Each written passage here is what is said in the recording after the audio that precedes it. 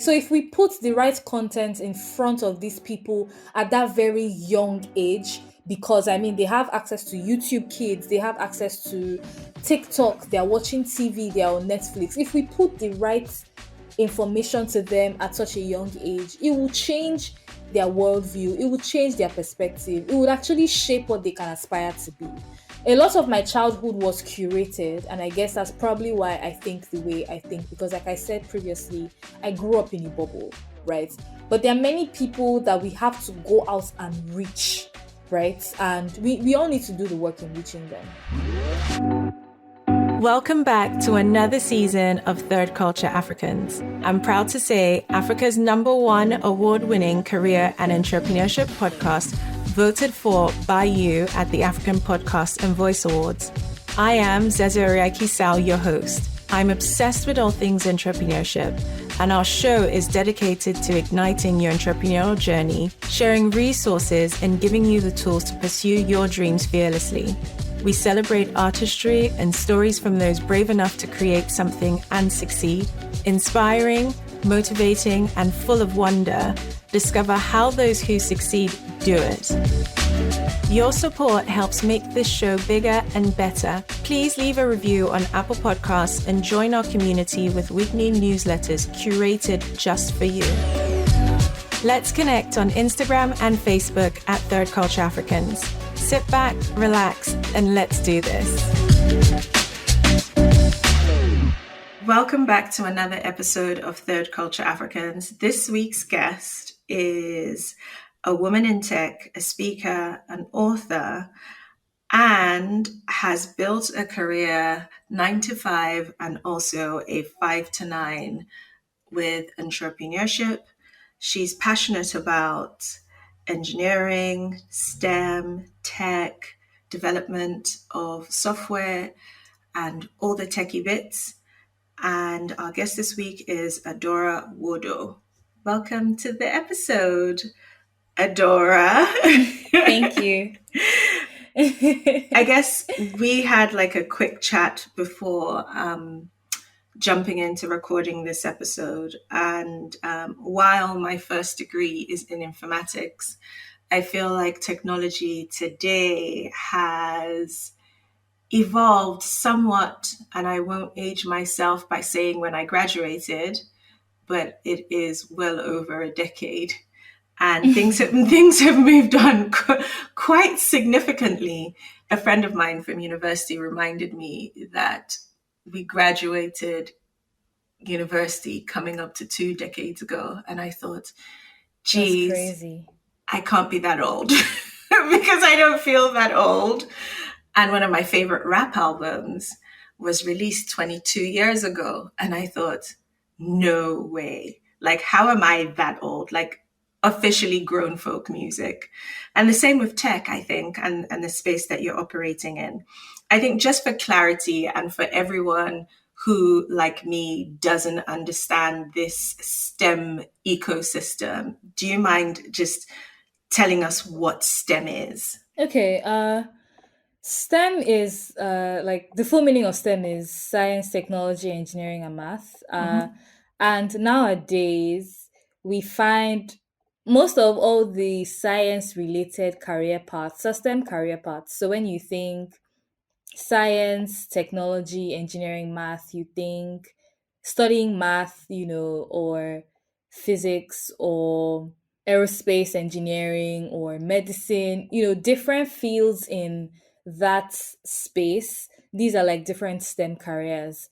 So I'm a software engineer, for example, and I work in technology. So you would say that I work in the field of STEM, if that makes sense. So yeah, that's how I would generalize it. STEM is pretty much science, technology, engineering, and math related career paths. So in the age of AI, what role does a STEM career sort of give you in terms of options?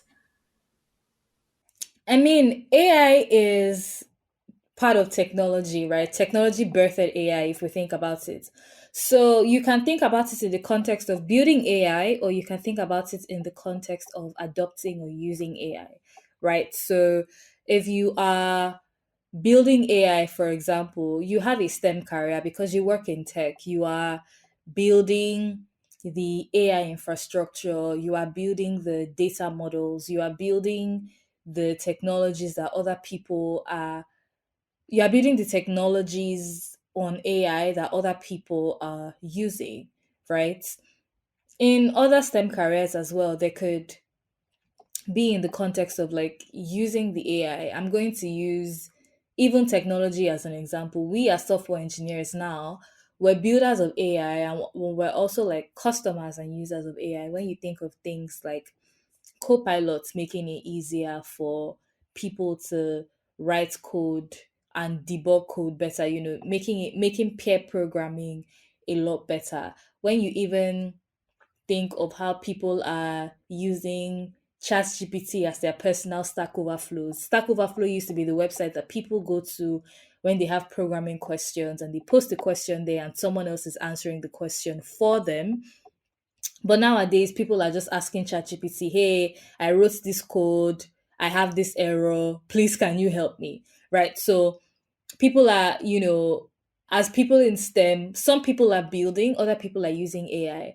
There's also, I don't remember the name of the business, but I know of a doctor that went to get a master's degree in something data related. And now he's building something on top of AI to make it so that people use less paper when they're dealing with medicine.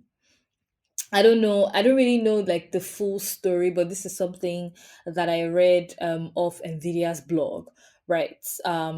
Because he's building what he's building on top of Nvidia's technology, right? And this is in the space of health tech. So they're like different things, right? When it comes to like STEM careers in the context of artificial intelligence, if you think of driverless cars as well, if you think of like autonomous vehicles, there's AI, there's a lot of AI programming and sensor programming and Internet of Things basically as well that goes into that, right? Goes into creating such vehicles. If you think of aerospace engineering as well, space travel, there's a lot of machine learning as well as artificial intelligence, AIML that goes into that. So there's different things, right? Yeah, that's how I would put it actually. I think we're in an age where I guess STEM skills are highly valued.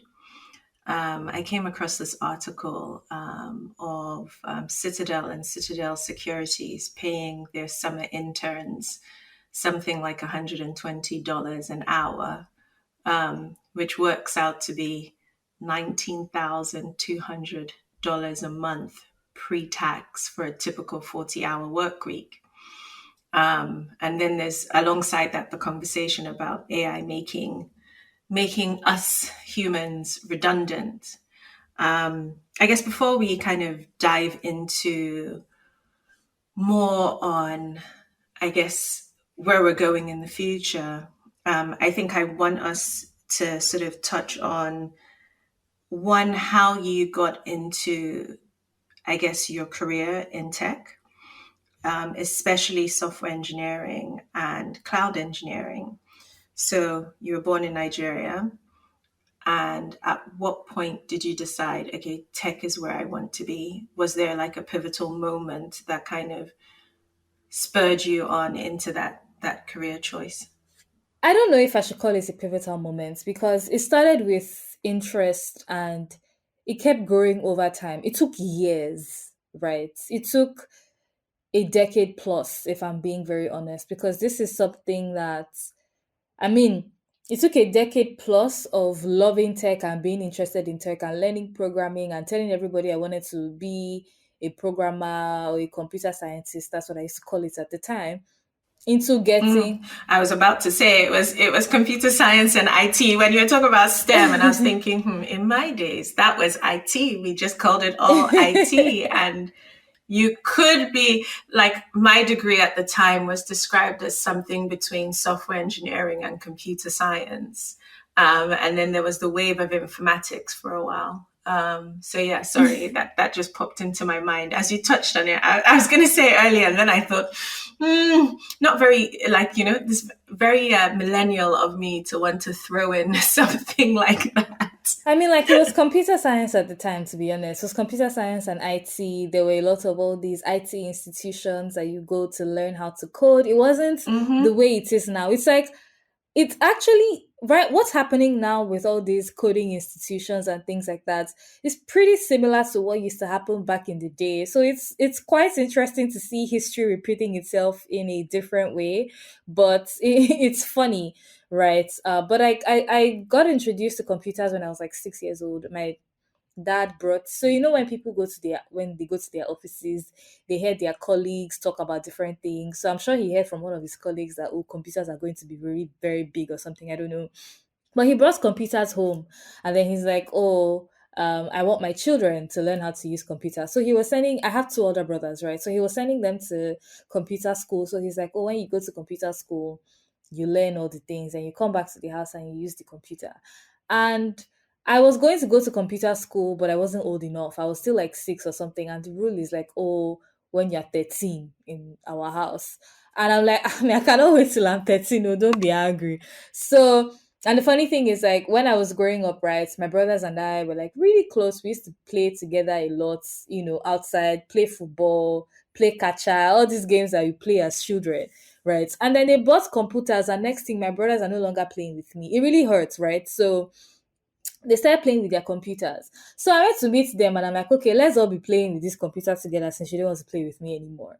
So, like, that was how we started. They taught me how to, like, use computers. And the more I learned, the more fascinated I was. Right. And it was at that point that I'm just like, yeah, definitely, this is what I want to do with my life. And even when I went into secondary school, thankfully, I went to like a really good secondary school that branded itself at the time as, and I think it was, to be fair, the first e-learning school in Africa. So we had Can laptops we in shout? school. Can we shout them out? Corona. So Ah. I went to Corona. We're about to start school wars on this episode. So for everyone who went to a rival school who didn't think Corona were it, yeah. Well, what's the rival school? There were so many. BIS, Yeah, there were so many. Yeah. Yeah. Atlantic Hall. Yeah, Yeah. they'll be all right. But yeah, I Guys, think Corona is chime awesome. in and throw in a comment with this episode. But yeah, I mean, I think Corona is awesome, and like we had laptops in school, and I was like with my ICT classes, still using my laptops. I was writing code at the time. I was actually the computer girl. I hated that tag in my set because I was one of those people that if anybody, or rather, I wasn't one of the people. I was the person. So like, if anybody had an issue with their computer around maybe browsing something on the internet or even fixing something that's broken. Like, I used to install and uninstall drivers. I used to play around with computers. At some point, I was even tinkering with like hardware, right? That's how interested in computing I was. And I became that person. I was the music and computer girl in my sets. Actually, when it comes to song lyrics, I was also the girl. When it comes to when it comes to computers, I was also that girl. Yeah. And the math girl as well. Yeah. When it came to math as well, I was that girl. So I mean, it was clear that this is what I wanted to do with my life. So it was a gradual process, from like when I was 6, that, computing piqued my interest. And over time, I was very interested in computing and computers and things like that. And when I got into, when it was time to choose what I wanted to study in university, I chose computer science. And I went ahead, to study computer science in university. I have a CS degree. So I wasn't one of those people that, transitioned into technology. It's like I had known not since I knew my name, because I knew my name when I was like 1 year, 2 years old. But I had known since I was still a child and I didn't know much about life, that what I wanted out of life was to be using computers every day for the rest of my life, which is quite interesting because that's now what I do. Yes.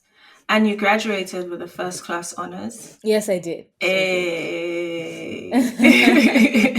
That one is for all the Nigerian parents. She has a first class. Yeah. She has a first class. It was mostly for bragging rights. It was so that up till today, it's something I still, use against my dad whenever he wants to be funny. It's like, I'm your first class baby and I'm your last born. Like, do you get?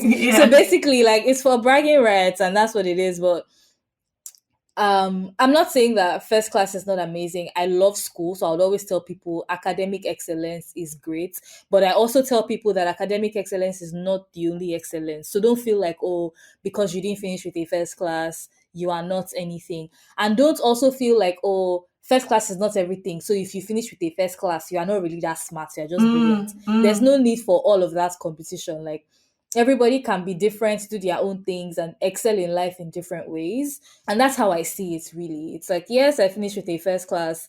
It doesn't matter now in my career because of the path that I chose, right? However, if I wanted to go back into academia, because I have a first class, I'm going to be able to get right into a PhD without a master's degree. So if I wanted to do a PhD in AI today, if I find a professor that would sponsor my research, I can start my PhD today without having a master's degree. Maybe when I start the PhD for my first year, I'll be focused on doing an MPhil because I need that, you know, thing. But like after that, I would be done and I would go straight into my PhD. So apart from the fact that it is for bragging rights, there are also moments when that first class is very Helpful, useful yeah. to you depending on the path you want to take. But it doesn't mean that if you don't have it, your career, is not a good career. I know a lot of people that are doing amazingly well in their different fields that don't even have any kind of degree because they did not finish the university. I know lots of people that have also gone into the university, studied a different course like economics, and today they are software engineers, they're product designers. You're speaking to one such person. Exactly, right? Where my first degree is in informatics, and apart from being handy with the tech stuff with my businesses, I do something completely different. My day job is making creams, and I've got this show, and. But That's actually really amazing. every skill is useful. So that's like my thing, which is you might not see how it's going to be helpful today, but you can use every skill set you pick up along the way at some point in your career. So you've been sort of behind, a few groundbreaking projects and initiatives. How, and you started talking about like options in terms of careers, etc. How did you find your way into the industry? How did I find my way into the industry? So post your first, you had that piece of paper that says, "Look, I know my stuff around computer science," and then getting into the industry is something else, right? Because graduates all finish at the same time, and everyone's applying for jobs. How did you find your way into the industry? So for the sake of this conversation, I want to note that I am kind of a nepo baby, right? Okay. But that wasn't my way in. So my dad wanted to get me, because at that time in Nigeria, tech was more IT than Mm-hmm. software engineering, if we're being honest. Like, networking engineering, a lot of all these things. And my dad wanted me to go work in a bank for my internship, right? Like, that was the plan. Oh, you start at this bank, you do your internship there. When you graduate, you go back. And like, he had spoken to like his friends. They had said, "Oh yeah, bring your daughter." Everything was fine. And then I just woke up and like didn't go. Wow. And obviously, I could do that because I felt like I had options. I felt like I want to do the thing that I want to do, and if for whatever reason I'm not able to do it, I always have this. I don't want to mention the bank so that people now don't go to Google and start doing the one that nobody sends them to do, because I'm a very private person about my Mm-hmm. life, Mm-hmm. right? But I wanted to just like not I wanted to do something that I really wanted to do, because I knew that, okay, if all my plans failed, I had something to fall back on. So I obviously was very stubborn about, going taking that internship, because when you do computer science in Unilag was 5 years, and in your fourth year you're supposed to go and do an internship, right? So that was what that was about. It's like, oh, do this internship in this place. And during that time for me, what I just started doing was going around the whole of Lagos looking for who would hire me. I had a mentor at the time that I had met in Idea Hub. So like I used to do this thing where from like my third year, which was like 2014, when they're having any meetup, 2014, 2015, right? When they're having any meetup in CC Hub or Idea Hub, I'll go. So like I used to be one of those CC Hub like the office space, I'll be there. The rooftop once in a while, I'll be there. In Idea Hub, I'll be there. My mentor used to work at Idea Hub at the time. So he was telling me that, oh, these are like a list of companies that I think you can apply to. If you need help, I would recommend you, blah, blah, blah, blah, blah. So I started going. I went to like a few of those places, but again, because I sort of felt like I had options, I wasn't going to take anything that was going to stress me out. So I went somewhere that was on the island, and I live on the mainland. So I'm like, yeah, I'm not about to put myself through this mainland to island stress every day for the rest of my life, or at least for 6 months. So I was trying different things, and then I found an opportunity through a classmate that there was an agency hiring female software engineers, female developers at the time. They're looking for like interns.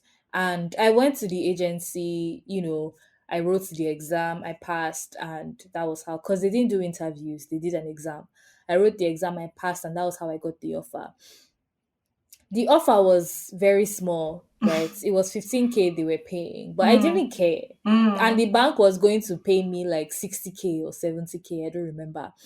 I didn't care, because for me it's like I'm still collecting money from my parents anyway. So even if you people hire me for free, at this point I'm not even looking for someone that will pay me. I just really wanted to get my foot in the door, because I wanted to do these things by myself. Like, I don't know how many people can relate to this, but a lot of parents, when they give birth to you, like they map out your life, how they want your life to be, right? Not, I love my parents, I Doctor, love them so. accountant, engineer. No, even so there's some people that say, oh, I wish for my child to be a doctor. But there are parents that will tell you, you would go to school and study medicine, and when you graduate, I will build this hospital for you. That's the kind of person my father was. So it's like, oh, first of all, he wanted me to study law. I rebelled and studied computer science. And then it's like, okay, since you're going to study this computer science, you will work in this bank, and then you will do this. And I'm like, yeah, I'm not going to do that. Right. So it was like one of those things. And I really, really, really, really wanted to prove to them that I could do this on my own. So that drive actually came from somewhere. It just didn't pop up. If I'm being very honest, I wouldn't sit around and tell you that, oh, I have drive, I'm a tenacious person, blah, blah, blah. I mean, I am, but there's a reason. And that was my reason at the time. Like, I just really, really, really wanted to do this thing on my own and succeed, so that I'm not a failure and my parents don't laugh at me because I chose to do it my way as opposed to theirs, right? So I got my first job. It wasn't paying much. It was paying 15K. But I worked there, and as I worked there, everybody like liked me. Um they liked my work ethic, they liked the fact that I would always deliver on tasks and things like that. I was like a sweetheart, and I was also like the youngest person on the team. So I was kind of now like the last born or the baby of the office. And it's like, okay, this girl is the baby of the office, but her work does not look like a baby at all. Right. So there was like that. And I remember that was my first time experiencing real life, because I can be spoiled, if I'm being very honest. I don't want to say I am spoiled so that people don't say but I can be spoiled sometimes, right? And I remember that during that period, I started interacting with different kinds of people, because in offices, right, in organizations, it's not only privileged people that have jobs. Everybody is trying to make ends meet. Everybody is trying to figure out their way around a bunch of things, right? So in that office, there was even one person there that was like the child of like a very rich, rich, rich man. There were like a bunch of other people that had connections, and there were people that just needed their lives to make sense. And I saw the diversity for the first time, because I created, prior to that, I was in a bubble and I didn't even know that I was in a bubble, right? I Mm, saw mm. real life in front of me. These are people, they're different kinds of people going through different kinds of things. And I remember that at the end of my internship, when I was supposed to be having an exit interview. So they are like, oh, we really likes you working with us. If there's anything you want us to do, let us know, blah, blah, blah.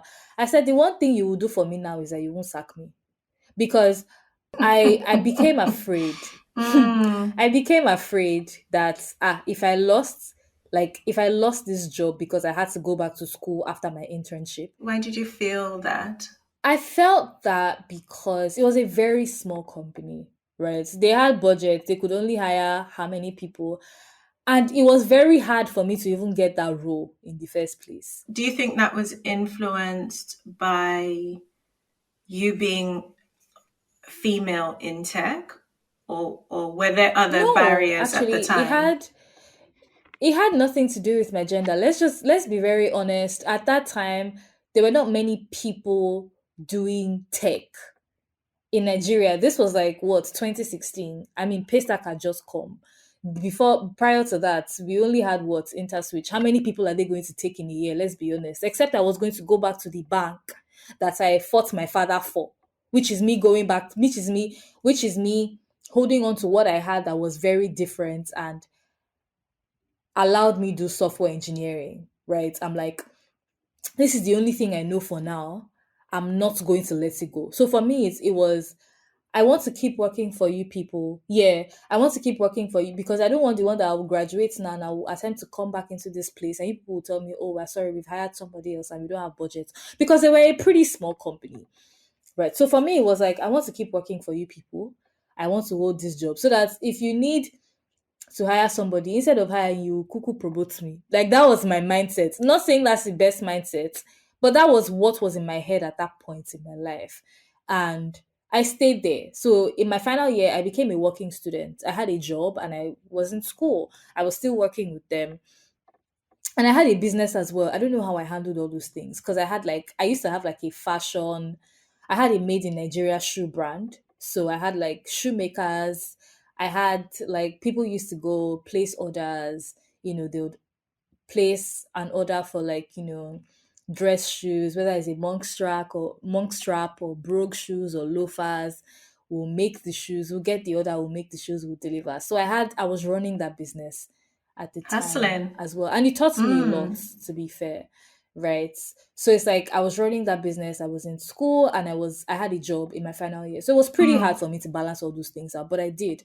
And when I came out of my final year, when I had graduated, I went back to that company because I had never left. So it now became a thing of, okay, we're changing your 15K to 150K because now you are full time with us. You're no longer you're no longer an intern. We're not paying you a stipend. Now we're paying you a salary. Right. And like, that was how I started working there. And obviously, as I started working, and I had more fuller responsibilities and I started interacting with other clients. Around that time as well was when I started community work full time. I mean, I had been involved in the tech community longer than that because, like I said, I used to go to CC Hub and Idea when I was still a student, but like I wasn't contributing because I was really just focused on my books. But I started contributing to tech communities like when I was now properly working. I had a job as a software developer, and I felt like, you know, might as well just right. And also for a selfish reason as well, which was that I wanted to learn how to be a good public Mm. speaker because I had lost opportunities because I didn't know how to speak in public, Incredible. right? Which is another story for another day because it's very long. Because it's very Mm, long. But like I got into the industry through, getting through those steps that I took, through getting that my first full time job because I was already there as an intern. So it was just like a promotion that got me in. And then at that time, I now, started getting involved with like communities as well, giving talks. People were noticing me as I was giving talks. I was posting things on LinkedIn. I was giving technical advice. I was writing articles because I mean, I was already working. So I had things to write about. And, from there, I was growing, and a lot more people in the industry were noticing me, and I was getting mentors. And I still had that my mentor as well, the one I said that I met in Idea Hub at the time, years back. And so it was just like a factor of like these different things. And so it wasn't a thing of, oh, I got a big break and boom, I'm there. It was like a series of small steps made consistently over time that got me to where I am, right? I mean, I don't like saying where I am because it feels, when you say where you are, it feels like the journey has ended. I still have a long way to go, right? But it's like a series of like, consistent small Steps, yeah, steps that have that you could gotten me build here on. right Yeah. now. Yeah. Thank you. That's amazing. Are there any sort of specific experiences or insights that you have on sort of breaking through the barriers as a woman in tech? Like you talked about, essentially equipping yourself to be good at your job. And I think a lot of people confuse what getting a job is, right? So I sort of mentioned at the beginning of the episode that there is this whole debate around sort of the role AI plays in jobs for the future and the next few generations coming. And as long as you can do something that a computer can't, you're relevant. And you mentioned the writing of the articles, putting yourself out there, working on being able to speak and inspire other people, helping other people. Those are all sort of important skills that help you stand out, essentially, right? I think, the buzzword for it is entrepreneurship while you have a job. But then doing that in a space that's very male dominated, apart from, as you said, the confidence to be able to speak, was there anything else that you found helpful in navigating that? To be honest, I've not had the same experience as many women in tech have had. And when I say it sometimes, like, rather, let me put it like this, sometimes I don't like to say these things because depending on who you're talking to, they will say you are like that you are tone deaf or something, right? One thing I would say though is that I've seen that support systems are really helpful, right?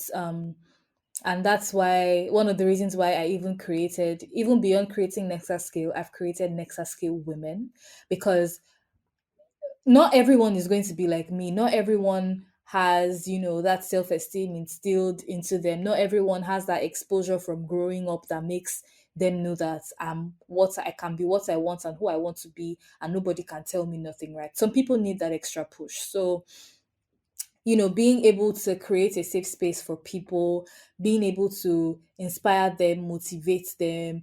We need more role models as well. Like if you go to schools now, for example, and you tell girls, okay, which girl do you want to be like? Because if you want to say, who do you want to be like, they'll most likely mention a bunch of men. But if you say, which girl do you want to be like? They'll most likely say, and I've done this before in a secondary school that I went to speak at, you'd most likely hear them say, Aya Star, Rihanna, Oprah, Michelle Mm, Obama, right? These are women doing amazing things. mm-hmm. But if we're talking about STEM, none of them are in STEM, right? So, one thing we need to do is also create, because it helps a lot, right? You see people going into professions that I know how many people have told me computer science is a man's course, but it never stopped me from doing it, right? But there are many other women that you will tell, because maybe for me, because I'm the only girl in the midst of men anyway, I'm like, if it's a man's course, that's the men's problem. I'm doing it. And it actually showed in my class. Well, there were like 70 guys and like what, 14 girls or something ridiculous. Like the ratio was insane. I don't remember the exact number, but like the ratio was insane, right? And if there's some other people that you will tell, there's some other women that you will tell, computer science is a man's course, and they'll say, okay, let me go and do another thing then, right? So we need more female role models, and that's why I'm very happy that we now have platforms like yours and other, tech media platforms as well that showcase women that are doing amazing work as role models, because we need to get these young girls to see them. It's very easy to catch them young. To be honest, computers caught me young. Yeah, well, Do you understand what I'm there's saying? TikTok and everything else. So technology has an incredible But penetration rate. yeah, exactly. So if we put the right content in front of these people at that very young age, because I mean, they have access to YouTube Kids, they have access to TikTok, they're watching TV, they're on Netflix. If we put the right information to them at such a young age, it will change their worldview, it will change their perspective, it would actually shape what they can aspire to be. Right. So that's one thing I would say, and that's how I will put it. A lot of my childhood was curated, and I guess that's probably why I think the way I think, because like I said previously, I grew up in a bubble, right? But there are many people that we have to go out and reach, right? And we all need to do the work in reaching them. That's great advice. You briefly mentioned Nexus, and I guess we can talk about your current work and how that has translated into your work with NexaScale, Nexa Women, and then I think we can talk about Adora Hack, which is your YouTube venture, which in true form you're keeping busy. So I will talk about NexaScale for a bit, right?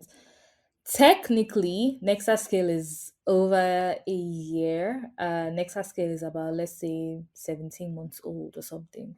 But obviously, because NexaScale was previously known as Adora Hack Study Groups, and that is what's, got rebranded to NexaScale earlier this year in May. So Adora Hack Study Groups was what I created last year. And I moved it out of Adora Hack Study Groups into NexaScale because Adora Hack is supposed to be my home for content creation, where I put my videos, where my blog is, my Instagram videos, my YouTube videos, you get. So adding NexaScale, which is a community under it, or rather adding the study group at that time, which was a community, felt weird. So that's why I did the rebrand, also because I wanted to do more with what is now NexaScale. And it started off as an idea to help people get their technical questions answered. So one thing I'd noticed is that on Stack Overflow, if you ask what's a simile a stupid question, somebody will probably insult you that you're asking a stupid question.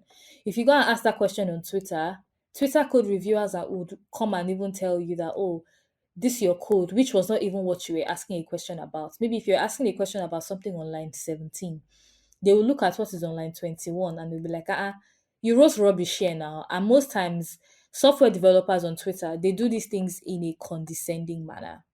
Right. So I just wanted to create a space for people. I just wanted to create a space for people to be able to have their technical questions answered in a safe space, study together, peer program together, when the need arises and things like that. And I did that, right, with Adora Hack study groups. But one thing I've noticed in my career as I've been growing and, creating a but because even before Adora Hack study groups and NexaScale, there's a lot that I have done, like that I have built, or like work that I have done, or places that I've, done some public speaking at, different things. And people just reach out to me with their resumes to say, I've done Coursera, I've done Udemy, I won a scholarship to do Udacity, and I am a cloud engineer or a web developer and I'm trying to get a job. This is my CV, please help me. And when you get like people in like hundreds of people reaching out to you asking you the same question, you start to think that this is a recurring problem. So I sat down and I'm like, okay, you know what? We're going to rebrand Adora Hack Study Groups into something bigger so that we can accommodate helping people like this, right? So we created NexaScale as a way to connect people to opportunities. I've hired for some startups before. Like they've reached out to me because there was a time I tweeted um that, hey, I'm collating a directory of entry level and mid level engineers, please fill this form. And a lot of people fill the form. So because of that, a bunch of startup founders, early stage, started reaching out to me when they're looking for talent because they knew that I had that form of people, right? This was something I did in 2020, right? So they knew I had the directory of people. So people were reaching out to me, and a lot of people got hired off that thing. So I was like, I want to do this again, replicate this model, help a lot of people get hired. The ones we can't help get hired, we can create like a lot of projects for like internship programs, put people in teams, simulate work experience, and hire them to work in those simulated work experience projects that we've created, right?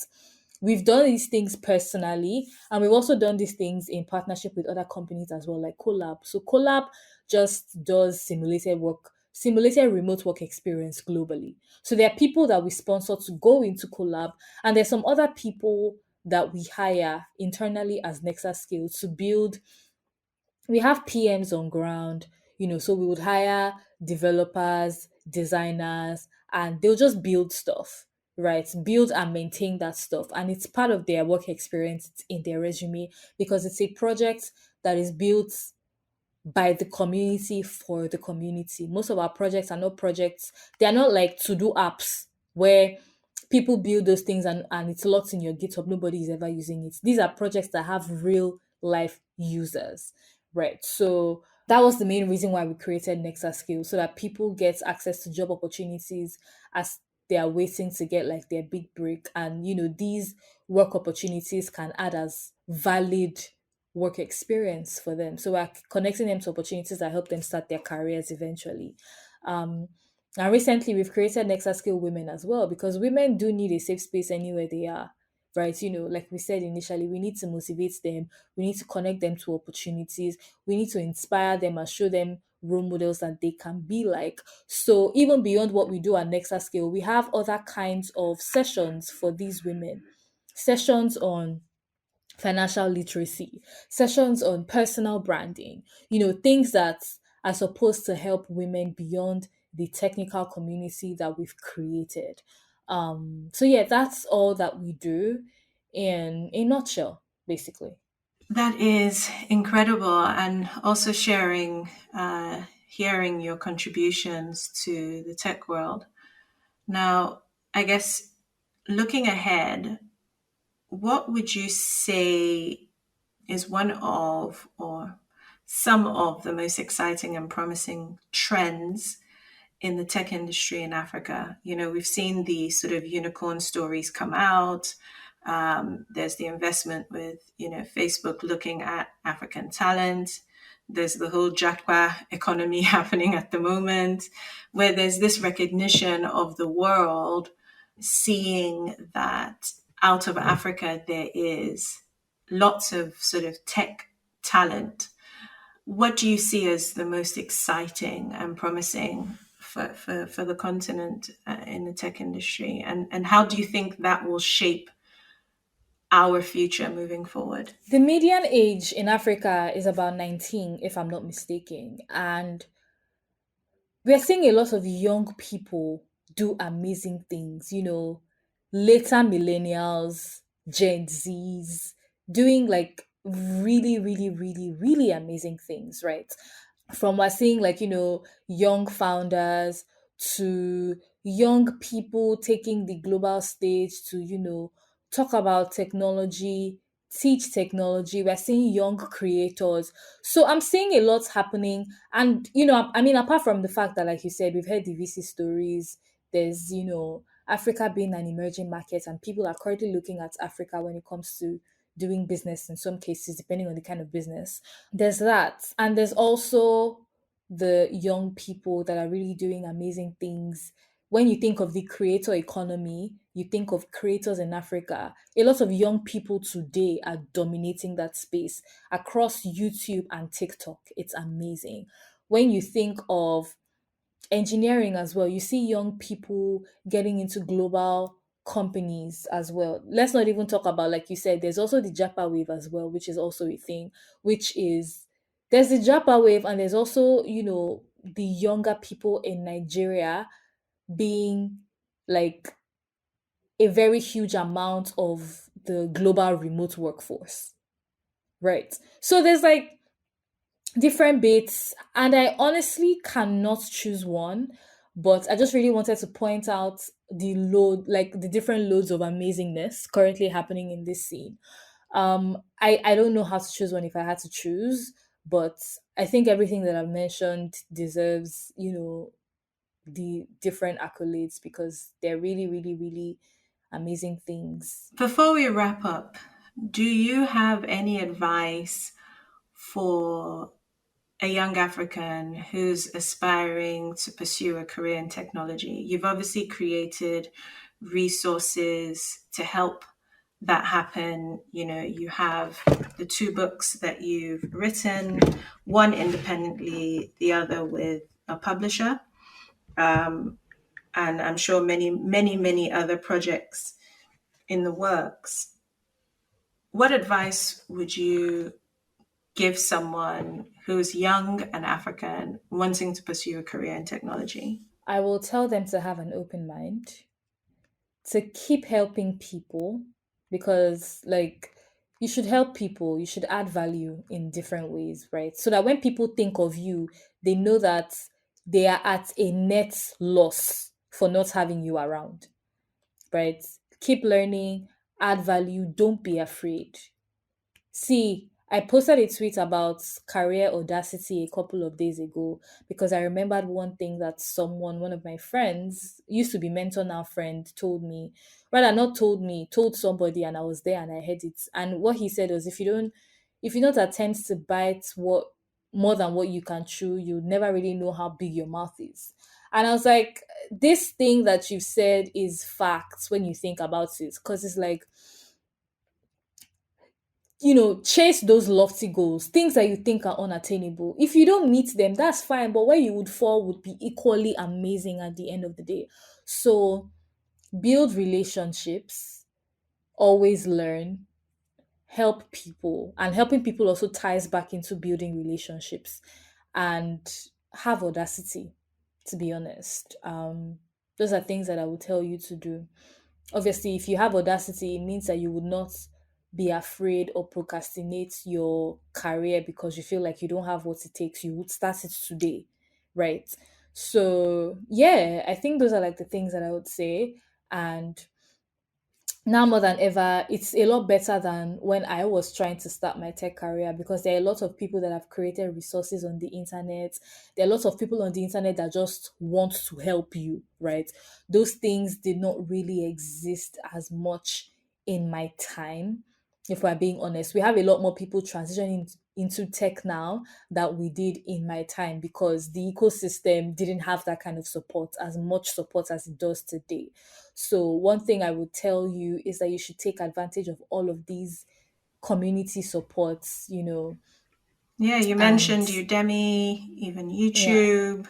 not even like even beyond, like, because I mean we've always had YouTube. Like, YouTube is one thing that helps me a lot in my computer science career, my computer science degree. The Indian YouTubers saves the day a lot of times, if we're being very honest, right? So for me, it's not even a conversation of YouTube or Udemy or things like that. It's like the communities, like I said, at that time, CC Hub was just becoming a thing, Idea Hub as well, becoming a thing. It's not now that you have physical communities and you also have virtual communities. Like, oh, if you want to go to, maybe if you're in Enugu, for example, you want to go to Genesis Tech Hub, you can. If you are in Lagos, you can do things with Nest Hub as well. Or you can go to Zone Tech Park. Those are like physical places that you can go. And then if you think of virtual spaces, you can also think of like communities like NexaScale. If you're a woman, you can join NexaScale Women. You can join She Code Africa.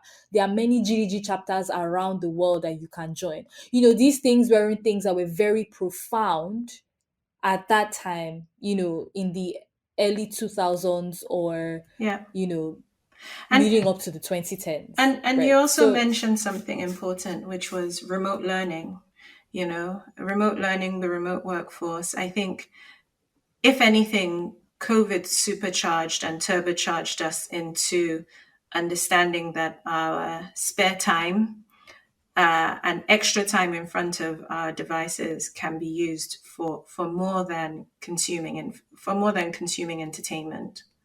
Yeah.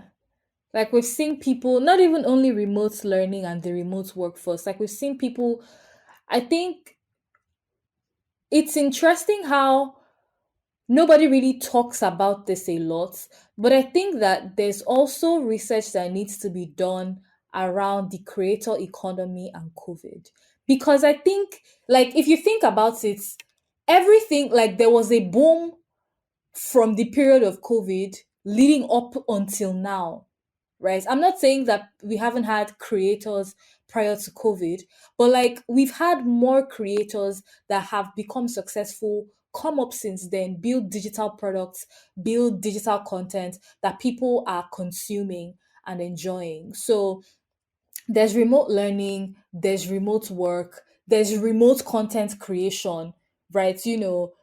Prior to that time, a lot of people would do um podcast recordings, in physical spaces. Now we're doing a podcast recording online. People are like, oh, I want to record an interview with you. Let's hop on Zoom. Let's quickly do it. Let's use StreamYard. Let's get it done. These weren't things that were really, and now we also have technology that is empowering this to make it happen as well. So you can't talk about that and not talk about the tech too. So it's just an amazing thing to see, really. Where can people find you? Yeah, so you can find me on Twitter. I live there. You can find me on Twitter at Adora Nwodo, which is AdoraNwodo. You can also find me on LinkedIn at Adora Nwodo as well, AdoraNwodo. And you can find me on Instagram at Adora Hack. So that's AdoraHack. Adora Hack on Instagram, Adora Nwodo on Twitter, and Adora Nwodo on LinkedIn. And my YouTube channel is also making a comeback. I will do an official announcement when it is time to make an official announcement. So stick around for that because I'm going back into posting inspiring content that motivates people and help them build the lives that they want. So yeah, stick around for that. Amazing. Thank you so much, Adora, for sharing your inspiring journey and insights with us today. It's been a pleasure having you on Third Culture Africans. Guys, follow, like, subscribe, join the newsletter. We're trying to build a community of like-minded Africans who are shifting the needle across the world and hoping to build a community that helps us empower each other and inspire each other. Until next week, thank you so much for having me in your ears while you work out, while you work, in your kitchen, wherever you might be listening. And thanks again, Adora, for joining us on this week's episode of Third Culture Africans. Thank you so much for having me. I really appreciate it. And thanks everyone for listening. Thank you to over 20,000 of you that have tuned in and have continued to tune in. Because of you, our show is now distributed on Vodacom Africa's platform, My News. Your support helps make this show bigger and better. If you're a fan of the show, we would love to know. Please leave a review on Apple Podcasts and join our community with weekly newsletters curated just for you. Check out our free resources on entrepreneurship, productivity, finance, and leadership at thirdcultureafricans.com. You can now catch special episodes with video on YouTube at Third Culture Africans. Let's connect on Instagram and Facebook at Third Culture Africans. Let's do this.